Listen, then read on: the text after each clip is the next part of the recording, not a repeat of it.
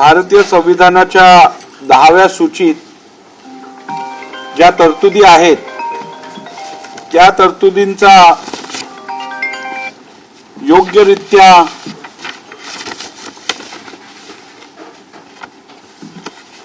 वापर करणे आणि त्या तरतुदींमध्ये ज्या अडचणी आहेत पीठासीन अधिकाऱ्यांना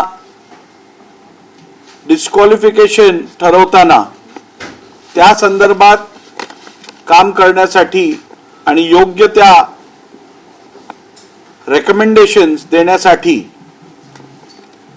आदरणीय लोकसभा अध्यक्ष ओम बिर्ला साहेबांच्या अध्यक्षतेखाली all India presiding officers conference मध्ये असा निर्णय झालेला की एक समिती गठीत करण्यात यावी आणि त्या समितीने या 10व्या सूचीमधल्या तरतुदींचा विचार करून त्यात ज्या अडचणी आहेत किंवा निर्णय देत असताना पीठासीन अधिकाऱ्यांना ज्या अडचणी सामोरे करायला लागतं त्या संदर्भात या समितीचं गठन झालेलं आणि त्या समितीचा अध्यक्ष म्हणून माझ्यावर जबाबदारी दिली गेली होती आणि या समितीचे सदस्य होते आहेत श्री यूटी कादर फरीद माननीय अध्यक्ष कर्नाटका विधानसभा, त्याचप्रमाणे श्रीमती सुरमा पाध्ये माननीय अध्यक्ष ओडिशा विधानसभा, त्याचप्रमाणे श्री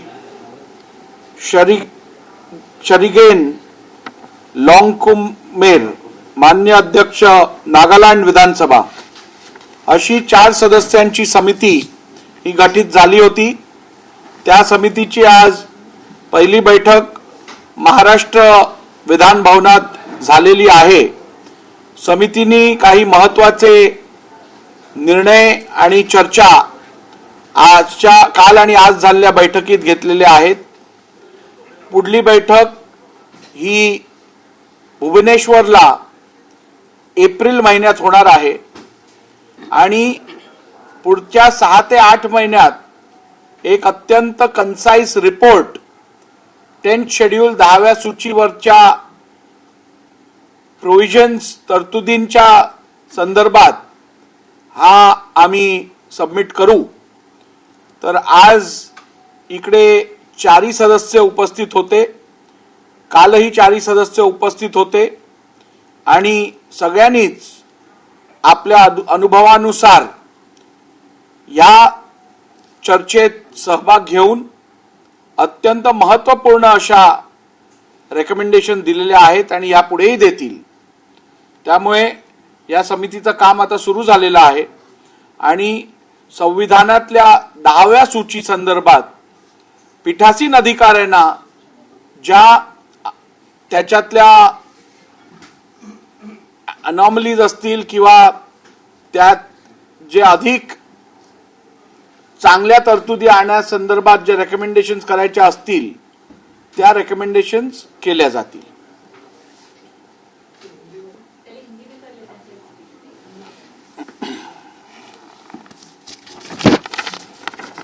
जैसे कि आप सभी लोग जानते हो कि भारत के संविधान में जो 10वीं सूची है 10th शेड्यूल है, उस 10th शेड्यूल में जो प्राविधान है उन प्राविधानों का संपूर्ण विचार करके पीठासीन अधिकारियों को जब डिस्क्वालिफिकेशन पिटीशन के ऊपर निर्णय देते समय जो दिक्कतें आती है या उन प्राविधानों में जो सुधार करने की आवश्यकता लग रही है उस संबंध में एक समिति का गठन हुआ था।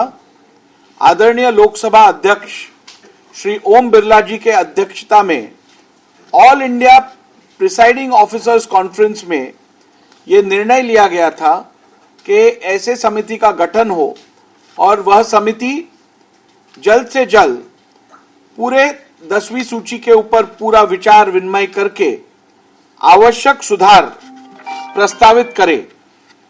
और इस समिति में अध्यक्ष के रूप में मुझे जिम्मेदारी दी गई थी और मेरे साथ इस कमिटी में श्री यूटी कादर फरीद माननीय अध्यक्ष कर्नाटका विधानसभा, श्रीमती सुरमा पाध्ये माननीय अध्यक्ष ओडिशा विधानसभा और श्री शेरिंगेन लोंगकुमेर माननीय अध्यक्ष नागालैंड विधानसभा, ऐसे 4 सदस्यों की ये समिति गठित की गई थी। इन चारों सदस्य ने की पहली बैठक इस समिति की कल और आज महाराष्ट्र विधान भवन में हुई और इस समिति के बैठक में चारों सदस्य उपस्थित थे और उन्होंने बहुत ही महत्वपूर्ण ऐसे सुझाव इस बैठक के दरमियान दिए हैं। अगली बैठक भुवनेश्वर में अप्रैल के महीने में 2026 अप्रैल में होने वाली है और इस समिति का काम उस बैठक में आगे किया जाएगा।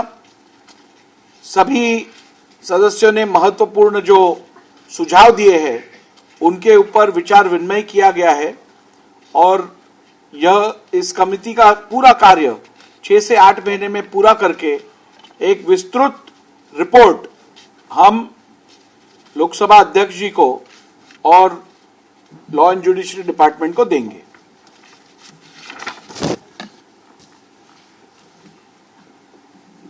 काय प्रश्न असतील तर घ्या।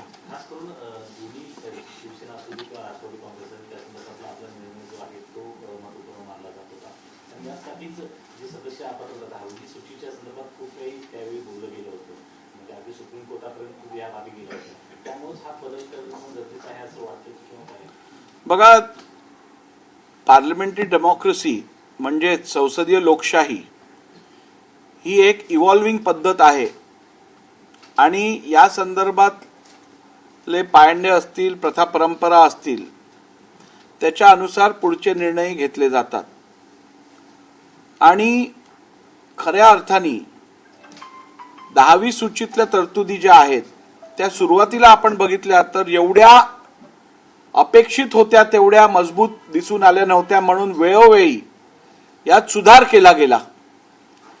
उदाहरणात्मक यापूर्वी 1/3 सदस्यांनी जर पक्षातून बाहेर पडायचं ठरवलं तर 1/3 स्ट्रेंथला प्रोटेक्शन मिळत होतं, पण ते बदलून आता 2/3 करण्यात आलं आणि परत मर्जरची अट त्याच्यात टाकण्यात आली। तसंच अशा अनेक दुसऱ्या तरतुदी आहेत ज्याचा फेरविचार करून त्यात दुरुस्ती आणण्यात आली आणि त्यामुळे गेल्या काही वर्षात ज्या प्रकारे डिफेक्शन संदर्भातल्या गतिविधी देशातल्या अनेक असेंब्लीज मध्ये दिसून आल्या, त्यानंतर पीठासीन अधिकारी ज्या वेळेला निर्णय घेतात त्यावेळेला या 10व्या सूचीत असणाऱ्या सुस्पष्टता काही तरतुदींमध्ये नसल्यामुळे सातत्याने पीठासीन अधिकाऱ्यांना निर्णय घेताना दुविधा मनस्थितीत जाऊन पण काम करायला लागत होतं आणि त्यामुळे या सगळ्या 10th शेड्यूल वरती योग्यरित्या विचार करून ज्या अनसर्टनिटीज आहेत किंवा इनकन्क्लुसिव्ह ज्या प्रोव्हिजन्स आहेत त्यावरती विचार करून योग्य रेकमेंडेशन्स पार्लमेंटला, लोकसभेला आणि लॉ अँड ज्युडिशरी डिपार्टमेंटला देण्यासंदर्भात ही समिती गठीत केली गेली आहे। यामध्ये काही विधानसभा अध्यक्षांच्या संदर्भात काही निर्णय घेण्यासंदर्भात, कारण बराच वेळा बराच कालावधी लागतो की सदस्य आपत्ती करण्यासंदर्भात, कारण आपण यावेळेस बघितलं होतं की जसा कालावधी गेला त्यानंतर देखील आहे का त्यामध्ये? या विषयावरती पण आमची आज चर्चा झालेली आहे खरं तर, कारण तसा निर्णय घ्यायचा अधिकार डिस्क्वालिफिकेशन पिटिशन मध्ये हा पीठासीन अधिकाऱ्यांचा असतो, परंतु तो निर्णय ज्युडिशियल रिव्ह्यू त्यावरती निश्चितपणे असतो। आता ज्युडिशियल रिव्ह्यू कुठच्या स्टेजला घ्यावा, निर्णय घेण्याआधीच की निर्णय घेतल्यानंतर, या संदर्भात कुठचीही अशी लेखी तरतूद दिसून आलेली नाहीये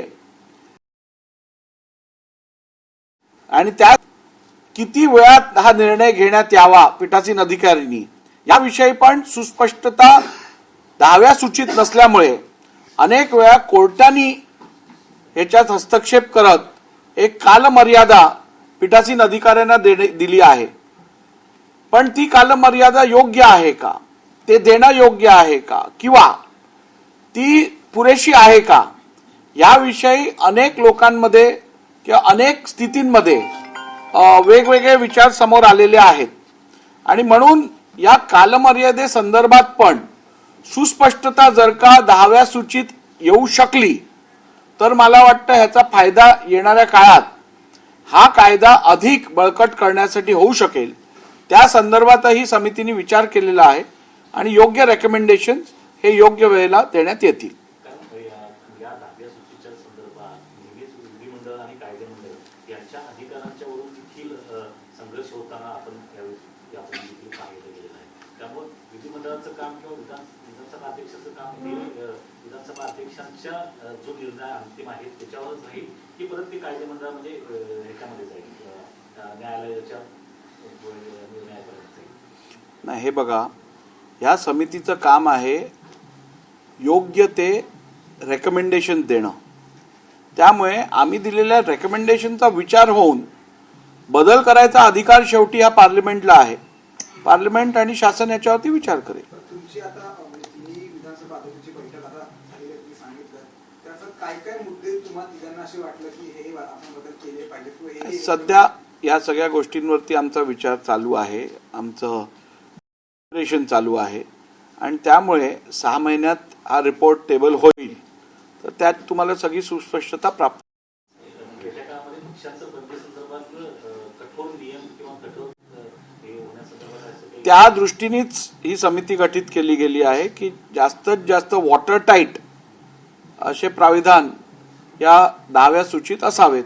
त्या दृष्टीने आपण ही समिती गठीत केली आहे. 6 महिन्यानंतर तुम्ही रिपोर्ट सगळं सादर कराल, मग त्या नव्या नियमाप्रमाणे मागे जे काही पक्षांतर झालेलं आहे तर त्यांच्यावर तशी कारवाई होणार की मग ते कसं असेल? मग नाही, आम्ही काय कायदा बनवण्याचं काम करत नाही आहोत. या समितीमध्ये कायद्याचा अभ्यास करून आम्ही पीठासीन अधिकारी म्हणून आमचे जे अनुभव आहे त्याच्या आधारावरती योग्य त्या रेकमेंडेशन्स आम्ही पाठवत आहोत. त्याच्यावर विचार पार्लमेंट करेल, शासन करेल.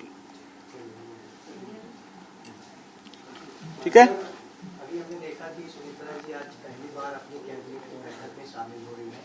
वहीं दूसरी तरफ रोहित पवार की तरफ से आज भी सवाल खड़े किए जा रहे हैं कि अजित पवार जी का जो हादसा नहीं है, कई पुरावे कई एविडेंस. ये सब विषय तो हमारे समिति के विचाराधीन नहीं थे, इसलिए इनके ऊपर मैं अभी कुछ बात नहीं कर पाऊंगा. सर, आप दक्षिण मुंबई से विधायक हैं, कुलाबा सीट से.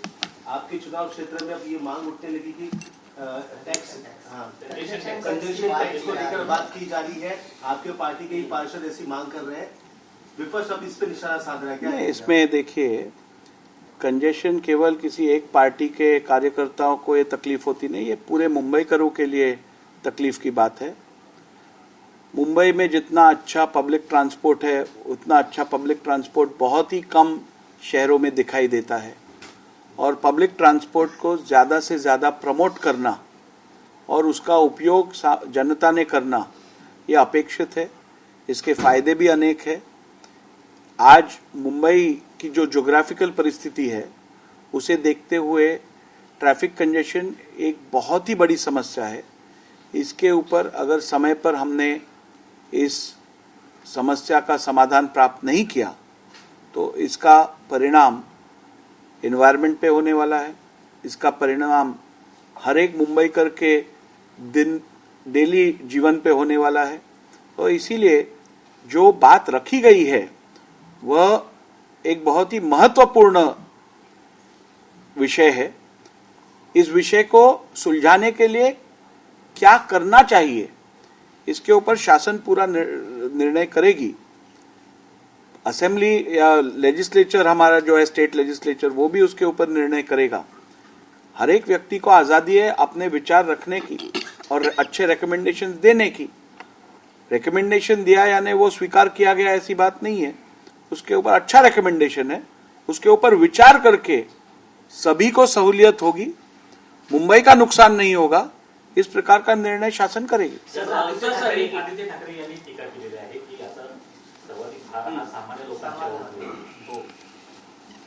नाही, हे बघा, मला असं समजतं की ही जी बाब समोर ठेवण्यात आलेली आहे ती केवळ मुंबईचा विचार करून ठेवण्यात आलेली आहे. मुंबईमधल्या सामान्य लोकांना होणारा त्रास, मुंबईमध्ये होणारं प्रदूषण, मुंबईमध्ये होणारे ट्रॅफिक कोंडी, पार्किंगची समस्या, मुंबईमध्ये होणारे ॲक्सिडेंट्स, या सगळ्या गोष्टींचा विचार करून एक रेकमेंडेशन दिलं गेलं आहे. त्याच्यावरती विचार होईल, त्याच्यावरती बोलता येईल आणि त्यानंतर निर्णय होईल. त्यामुळे रेकमेंडेशन दिलं म्हणजे ती गोष्ट स्वीकारली गेली असं नाहीये. नाही, माझी संमती याच्यावरती मी आपल्याला सांगितल्याप्रमाणे याच्यावरती विचार नीट करायला लागेल. जो मुद्दा समोर आणला गेला आहे तो अत्यंत महत्वपूर्ण मुद्दा आहे. आज तुम्ही मुंबईकर आहात, तुम्हाला बोरिवलीवरनं मंत्रालयात यायला 2-2.5 तास जातात ना रोज, ट्रॅफिकमुळेच जातात ना. त्यामुळे तुम्हाला असं वाटत नाही का तुमचा प्रवास हा सुखाचा असावा, 2-2.5 तासाच्या जागी तुम्ही 1.25 तासात मंत्रालयात पोचावं असं वाटतं ना प्रत्येकाला. मग त्यासाठी काय करावं याच्यासाठी वेगवेगळे विचार आहेत, लोक वेगवेगळे सजेशन्स देत असतात, त्यातला हा भाग आहे. योग्यरित्या योग्य निर्णय घेणं हे शासनाचं काम आहे. तुम्हाला या समितीचं अध्यक्षपद दिले तर आता विरोधकांकडनं अशी टीका होते, संजय राऊत असं बोलतात की डाकू मानसिंगकडेच अधिकार दिल्यासारखं झालंय, तुम्हाला डाकू मानसिंगची उपमा दिली जाते. आता संजय राऊतांना अशा प्रकारचे स्टेटमेंट्स करण्याव्यतिरिक्त संविधानिक पदावर बसलेल्या व्यक्तीचा अवमान करणं ही संजय राऊतांची एक खूबी झालेली आहे. त्यामुळे अशा टिप्पणींवरती विचार न करता उत्तर न देणं हे सर्वात उत्तम पर्याय आहे. राहुल जी, आरएसएस का कार्यक्रम था। Yes. एक सवाल लीजिए, तो मनसे की तरफ से राज ठाकरे उन्होंने एक पोस्ट किया, उसमें लिखा कि मोहन भागवत का स्पीच बहुत ज्यादा बोरिंग था। मला वाटतं ये सब विषय जो है वो आज के विषय से हटकर है, इसलिए इनके ऊपर हम फिर कभी चर्चा करेंगे.